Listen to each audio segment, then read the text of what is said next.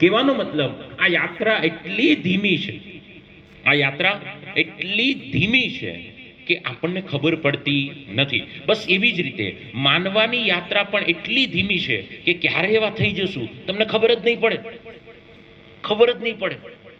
જેમ કે તમે કોઈ પણ વિષયને હાથમાં લેતા પહેલા શું માનો છો ભાઈ? કોઈ પણ વિષયને હાથમાં લેતા પહેલા શું માનો? ગણિત અઘરું.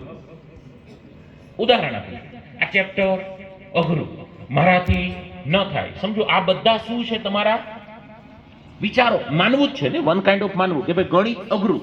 એ હકીકત નથી. જો હકીકત એ હોત ગણિત અઘરું તો ગુજરાતમાં 100 માંથી 100 કોઈ ના આવે. બરાબર ને? હજારો વિદ્યાર્થી છે જે ગુજરાતમાં ગણિતમાં 100 માંથી 100 લાવશે. તો એને પૂછો ગણિત કેવું, એ શું કે? સહેલું. એ જ ગણિત તમને પૂછે તો તમે શું કહો? હવે ગણિત માનવું કેવું, સહેલું કે અઘરું? હા, ગણિત માનવું કેવું, સહેલું કે અઘરું? સહેલું માનવું એ પણ માનવું છે અને અઘરું માનવું એ પણ માનવું છે. તો ગણિત કેવું? ગણિત ગણિત. હવે હું માનું એને સહેલું તો થઈ જાય સહેલું, હું માનું એને અઘરું તો થઈ જાય અઘરું. સમજાય છે કે નહીં? તમારો કોઈનો કોઈ ફેવરેટ વિષય હશે, ગુજરાતી, ગણિત, વિજ્ઞાન કે એકાઉન્ટ, સ્ટેટિકો કે હિસ્ટ્રી, પોલિટી, જીઓગ્રાફી, કોઈનો કોઈ વિષય ફેવરેટ હશે. Yes or no? A favourite વિષય એટલે કે તમે એને સહેલામાં સહેલો માનો છો. યસ ઓર નો? એ સહેલામાં સહેલો માનો છો એટલે તમારો ફેવરેટ છે. ફેવરેટ છે એટલે સહેલામાં સહેલો નથી માનતા. આ વાત સમજવે? સમજાય છે કે નથી સમજાતું? તમે જે વિષય સૌથી ઓછા માર્ક્સ આવે છે એને અઘરામાં અઘરો માનતા હશો, ચેક કરી લેજો. બીજી ભવિષ્યવાણી કરું, આખા દિવસમાં સૌથી ઓછો વિષય એને પકડતા હશો. ત્રીજી ભવિષ્યવાણી કરું, જ્યારે પણ એ વિષય કરો છો એમાં ઈ જ કરો છો જે ઓલરેડી તમને આવડે છે. સમજાય ગયું? એટલે રિઝલ્ટ નું થઈ જાય સત્યનાશ. કોઈથી રિઝલ્ટ બનતું નથી, પણ તું બની જઈશ. વાત મારી ખાસ સમજવાનો પ્રયાસ કરજો મિત્રો કે રિઝલ્ટ તમારું સુધારવા માટે તમારે તમારા વિચારને સૌથી પહેલા સુધારવા પડે. કેમ કે તમારા વિચારથી કામ થાય છે.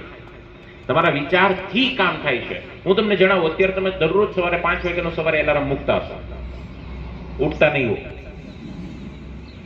ઘણા 6-7 વાગે ઉઠે તોય ઘણું કહેવાય. રવિવારથી રવિવાર ના આવી શકે, બાકી એમને આવી જશે. ઘણા 3 દિવસે એકવાર બ્રશ કરે કે જે થાય બાજુવાળાને હાલત થાય, મારે શું છે? કહેવાનો અર્થ એ છે બેટા કે 5 વાગે તમે એલાર્મ મૂકો છો, ઉઠી નથી શકતા. યાદ કરો જે દિવસે તમારી સ્કૂલમાંથી પિકનિક કે કોઈ જગ્યા ઉપર વિઝિટ કરવાની હોય, એના જ ઘરે એની જ પથારીમાં તમે સૂતા છો, એનો 4 વાગ્યાનો એલાર્મ મૂકો છે. એલાર્મ પહેલા તમે ઉઠી ગયા છો. કારણ એ દિવસે તમારો શું બદલાયો ખબર? વિચાર. શું વિચાર બદલાયો? નહીં ઉઠું તો બસ જતી રહેશે, બસ છૂટી જશે. આ વિચાર બદલાણો એટલે સવારની એક્શન બદલાણી. મારી વાત સમજો, નાના નાના ઉદાહરણથી તમને કહું છું. વિચાર બદલાણો એટલે એક્શન બદલાણી. હવે અત્યારે ઠીક છે કરશું, પછી કરશું, કાલ ઉઠશું. આ વિચાર બદલાણો એટલે એક્શન બદલાણી. શું આની? તમે જ્યારે કોઈ વિષયને એમ માની લો છો કે અઘરો છે, આ વિચાર તમને દૂર લઈ જવા માટે એક્શન લેવડાવશે. એ વિષયથી નજીક નહીં લઈ જાય. આ વિષય સહેલો છે એવું માનવાથી એ વિષયથી નજીક જવાની એક્શન લેવાશે. સમજી શકો છો કે થોડું અઘરું લાગે છે? સમજાય છે કે ઉપરથી જાય છે? તમે વાંચતી વખતે તમને કોઈ ટોપિક અઘરો લાગે, તમે શું કરો છો? ટીક કરો છો અને પછી શું વિચારો છો? પછી જોઈ લઈશ. હા કે ના? અને થાય છે શું?